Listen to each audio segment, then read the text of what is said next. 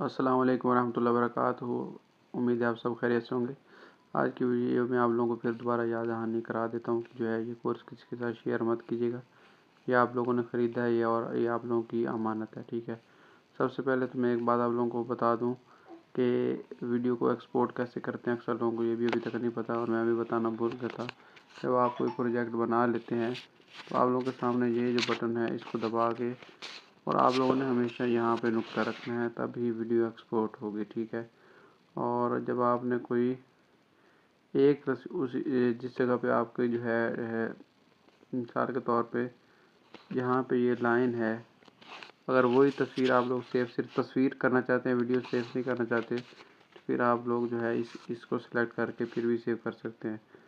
और इसके अलावा अगर आप लोगों ने XML फाइल में सेव करना है तो वो ऑप्शन भी मौजूद होता है और बाद का शो नहीं होता। अगर आप लोग इंटरनेट बंद करके करेंगे तो उम्मीद है वो भी आ जाएगा, लेकिन बशर्त ये कि वो सारा काम आपने खुद किया हो, ठीक है। अब ये एक फ़ाइल है, ये भी इंशाल्लाह बाद में बनाना सीखेंगे, आसान है। इसके अलावा एक और बात ज़रूरी ये है कि जब आप लोग कोई प्रोजेक्ट बनाते हैं, प्रोजेक्ट का नाम लाजमी रखा करें। जिस तरह मैंने कुछ भी नहीं लिखा तो वो न्यू प्रोजेक्ट 20 आ गया। मिसाल के तौर पे मैं इसका नाम बार प्रोजेक्ट रख देता हूँ, इसमें बार वगैरह हैं तो आप नाम से जो है हमें आइडिया हो जाएगा। दूसरा, ये जो लेयर्स होते हैं इनके भी नाम लाजमी रखा करें, ठीक है। इसने लेयर का मिसाल के तौर पे ये भी है लेयर है तो इसका नाम ये ब्लू रेक्टेंगल है तो यहाँ पे रेक्टेंगल ब्लू लिख दें, ठीक है। यानी कि ब्लू कलर की है, ये नीली है। इसी तरह जो रेड है उसके रेड रखें, ठीक है, ताकि जब आप काम कर रहे हो तो आपको पता हो कि कौन सी लेयर कौन सी है। ये नेमिंग करना ज़रूरी होता है। एक ये टिप है, ये मैंने आप लोगों को अभी जो है देना ज़रूरी समझता हूँ। इसके अलावा एक और बात ज़रूरी ये है कि जो है ग्रुपिंग और अनग्रुपिंग के बारे में। सबसे पहले मैं सारी लेयर्स को सिलेक्ट कर लेता हूँ इस तरह, उनके ऊपर जब उंगली दबा के रखूँगा तो सिलेक्ट हो जाएंगी। उसके बाद मैं यहाँ से ऊपर जो आप लोगों के पास बटन है इसे डिलीट कर देता हूँ। अब मिसाल के तौर पे एक ये दायरा है मेरे पास और एक और दायरा ले लेता हूँ, ये शक्ल ले लेता हूँ, ठीक है। ऐसे आप लोग को सिर्फ समझाने के। अब ये अलग है और ये नीचे वाली जो दायरे की शक्ल है वो अलग है। इन दोनों का ग्रुप कैसे करते हैं मैंने पहले भी बताया था। इन दोनों को सिलेक्ट करके ये पहला बटन आप लोगों ने जो है दबाना है। ये दो हम बाद में पढ़ेंगे। ये दोनों जो है अब एक ही ग्रुप बन गए, ठीक है।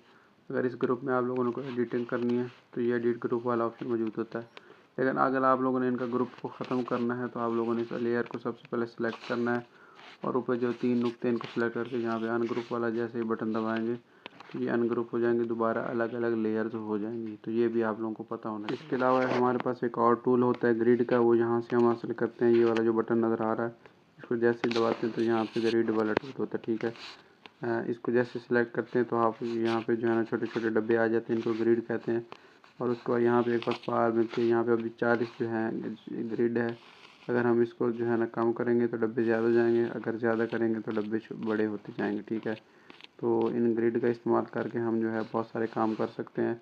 तरतीब से कोई चीज़ लिखनी हो, इसी तरह और भी बहुत सारी चीज़ें ग्रिड की मदद से कर सकते हैं। तो ये ग्रिड वाला ऑप्शन जो है बड़ा ज़रूरी होता है, तो इसको आप लोगों ने लाजमी इसका ख्याल रखना है। ग्रिड का इस्तेमाल बहुत सारी चीज़ जगह पे होता है तो आप लोगों को पता होना चाहिए कि ग्रिड वाला ऑप्शन के अलावा एक बहुत ज़रूरी चीज़ है जो मैंने पिछली क्लास में थोड़ी बहुत बताई थी, वह ग्राफ्स।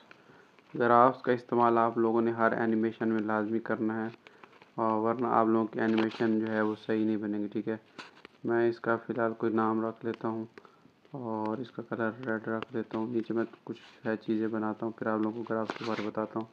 मिसाल के तौर पर मैं यहाँ पे जो है 3 जो है शक्लें ले लेता हूँ, इसको थोड़ा सा पकड़ के ऊपर रख देता हूँ। इसको मूव ट्रांसफार्मर से ऊपर रख देता हूँ और इसको शेप थोड़ा सा छोटा कर देता हूँ।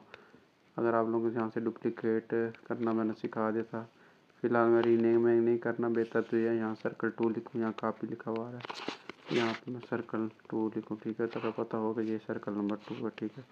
इस तरह इसके एक और डुप्लिकेट की कापी ले लेता हूँ और इसको नीचे कर देता हूँ और इसका नाम है ऊपर से सर्कल 3। ये ज़रूरी होता है साथ साथ, ताकि हमें लेयर में जब सिलेक्शन करनी होती है तो पता हो, ठीक है। अब यहाँ पे मैं आप लोगों को इसको थोड़ा सा नीचे करता हूँ, जो सर्कल 3 है उसको थोड़ा सा नीचे करता हूँ, ठीक है। अब यहाँ पे मैं तीनों पे जो है पोजीशन वाला की फ्रेम लगाता हूँ। एक इस यहाँ पे और एक को जो है 1 सेकंड पे, ठीक है। इसी तरह आप लोगों के पास एक और ऑप्शन होता है, यहाँ पे आप लोग निशान भी लगा सकते हैं इस तरह का रेड सा, ठीक है। ये देखें, ये कैसे लगाते हैं, ये लाइन सीधी वहाँ पे ले जाएं और इस जगह पे आप लोगों ने क्लिक करना है तो ये रेड निशान भी लग जाता है, इससे पता चल जाता है। अब दूसरी लेयर पे मैंने कई फ्रेम लगाना है तो मेरे लिए आसानी हो जाएगी, ठीक है।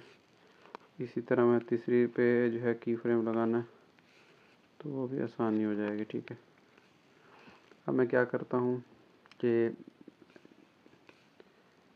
बारी बारी सब पे जो है इसको यहाँ पे ले जाता हूँ। इसी तरह जो दूसरा दायरा है उसको भी यहाँ पे ले जाता हूँ और जो तीसरा दायरा है उसको भी यहाँ पे इसकी लाइन में ले जाता हूँ, ठीक है। आप लोगों के पास खुद गाइड आ जाएगी, ठीक है। अब ये जो एनिमेशन है ये ग्राफ के बगैर है, ठीक है।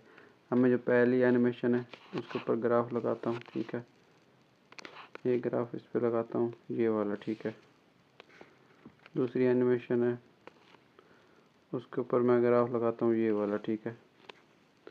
जो तीसरी है उसके ऊपर मैं कोई और ग्राफ जो है लगा लेता हूँ, या ये ही लगा देता हूँ इस तरह का, ठीक है।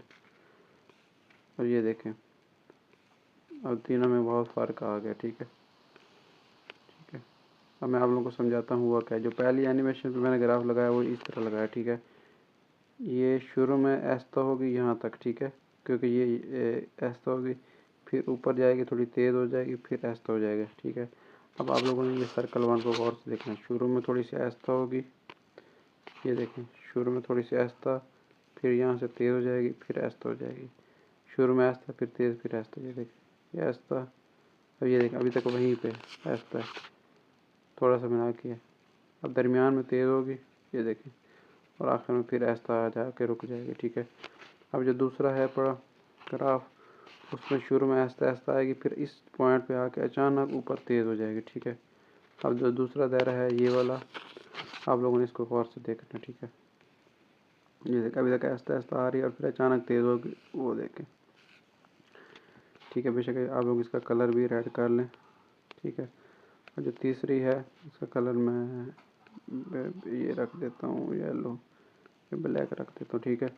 इसका ग्राफ हम देखते हैं, इसका ग्राफ शुरू में ही तेज़ होगा, फिर ऐसा स्लो हो जाएगा, ठीक है। शुरू में ऐसे तेज़ होगा, ऊपर जाएगा, ऊपर जाने का मतलब तेज़, और फिर बिल्कुल ऐसा सीधा हो जाएगा, ठीक है। तो ये देखें, शुरू में तेज़ और फिर जाकर रुक के, ठीक है। लेकिन जब 1 सेकंड पे या पहुँचेंगे तो तीनों अपनी जगह पे पहुँच जाएंगे, ठीक है। तो ये ग्राफ के बारे में थोड़ा सा आइडिया हो जाएगा, इससे जो है एनिमेशन स्मूथ बनती हैं। तो ग्राफ का लाजमी इस्तेमाल किया करें। इंशाल्लाह हम आहिस्ता आहिस्ता और भी ग्राफ्स के बारे में सीखेंगे। मज़ीद मैं आप लोगों को यूट्यूब वीडियोज़ के लिंक भी दे दूँगा, तो वहाँ पे भी आप लोगों को आइडिया हो जाएगा, ठीक है जी। इसके अलावा मैं आप लोगों को एक और बात बताना ये ज़रूरी है कि जिस तरह हमारी पिक्सल लैब में PLP फाइल होती है, किसी को हम प्रोजेक्ट भेजते हैं तो अपना प्रोजेक्ट ऐड करता है और वो एडिट कर सकते हैं। तो इसकी भी फ़ाइल होती है, उसको हम क्या कहते हैं, उसको हम XML फाइल कहते हैं, XML। तो वो जब हम यहाँ से इंपोर्ट और एक्सपोर्ट करते हैं कोई भी फाइल को, तो हमारे पास यहाँ पे XML फाइल होती है, ठीक है। मिसाल के तौर पर मैं यहाँ इसको एक्सपोर्ट करता हूँ, ठीक है। और मैं आप लोगों को ग्रुप में, आप लोगों को जो है हम कोर्स कर रहे हैं उस ग्रुप में आप लोगों के सामने मैं ये फ़ाइल भेज रहा हूँ, ठीक है, ग्राफ वाली, ठीक है।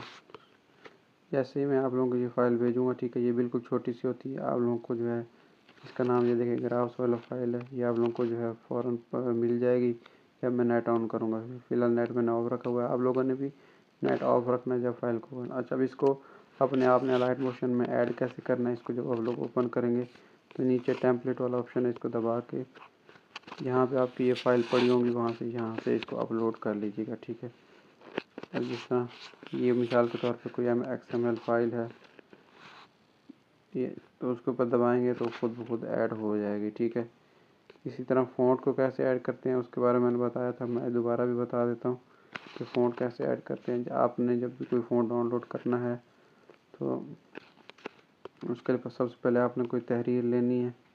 मिसाल के तौर पर मैं यहाँ पे जो ग्राफ वाली तहरीर है उसी के ऊपर क्लिक करता हूँ और यहाँ पे एडिट टेक्स्ट के ऊपर आप लोगों ने आना है और यहाँ पे जाने के बाद यहाँ से ये जो ऊपर यहाँ से फ़ॉन्ट सेलेक्ट करते हैं। उसके बाद वहाँ पे व्यू ऑल फ़ॉन्ट्स के ऊपर जाने के बाद और उसके बाद यहाँ पे जो 3 जो है लाइनें हैं इसके आने के बाद यहाँ से फ़ॉन्ट्स को इंपोर्ट कर लेना है। मैं इंशाल्लाह आप लोगों को फ़ॉन्ट्स वगैरह भेज दूँगा, यहाँ से आप लोगों को वो फ़ॉन्ट्स भी इंपोर्ट कर लीजिएगा। आज की क्लास से काफ़ी सारी चीज़ें नई मैंने सिखा दी हैं। दुआ में याद रखें। अल्लाह हाफ़िज़।